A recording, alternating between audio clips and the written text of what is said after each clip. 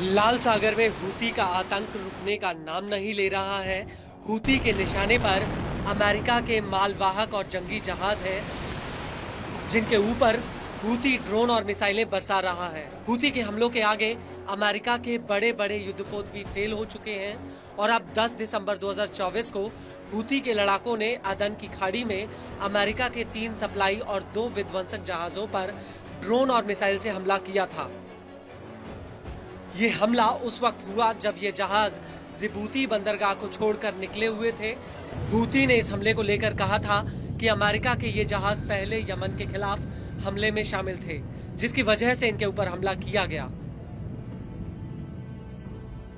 हालांकि अब middle east में अमेरिकी सेना सेंटकॉम ने दावा किया है कि उसने यमन में हूती के खिलाफ हवाई हमले किए हैं। अमेरिकी सेना के मुताबिक उसने 16 दिसंबर 2024 को यमन के भीतर हूती के कमांड और कंट्रोल अड्डों पर बम गिराए। सेंटकॉम ने इसको लेकर अपना एक बयान भी जारी किया, जिसमें उसने कहा कि हमला किए गए अड्डे हूती के समन्वय केंद्र थे, जैसे कि दक्षिणी लाल सागर और अदन की खाड़ी में अमेरिकी नौसेना के युद्धपोतों और मालवाहक जहाजों पर यहीं से हमला होता था। वहीं इन हमलों को लेकर हूती के टीवी चैनल अल मिस्रा टीवी का कहना है कि अमेरिका ने यमन की राजधानी सना में अल अर्दी परिसर पर हमला किया है।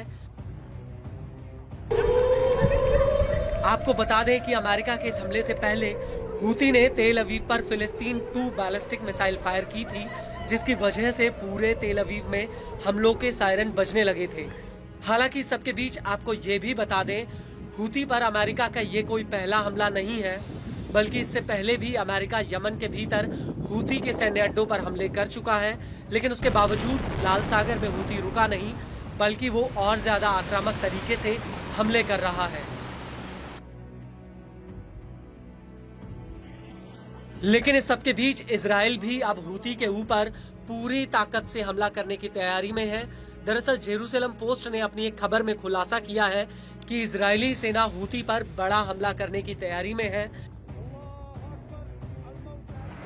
दरअसल 1 दिसंबर 2024 को हूती ने तेल अवीव के ऊपर एक बैलिस्टिक मिसाइल फायर की थी। हालांकि उस वक्त आईडीएफ ने यह साफ नहीं किया था कि वो इस हमले का जवाब देगी या नहीं, लेकिन अंदर खाने ये माना गया कि अगर हूती अब इसके बाद कोई और हमला करता है तो उसके खिलाफ जवाबी हमला किया जाएगा, क्योंकि इस वक्त आईडीएफ का पूरा ध्यान गाजा में बंधकों की रिहाई पर लगा हुआ है और दूसरा यमन इजराइल से करीब 1800 किलोमीटर की दूरी पर है और पीएम नेतन्याहू ट्रंप के व्हाइट हाउस में लौटने का भी इंतजार कर रहे हैं, जिन्हें 20 जनवरी 2024 को शपथ लेनी है।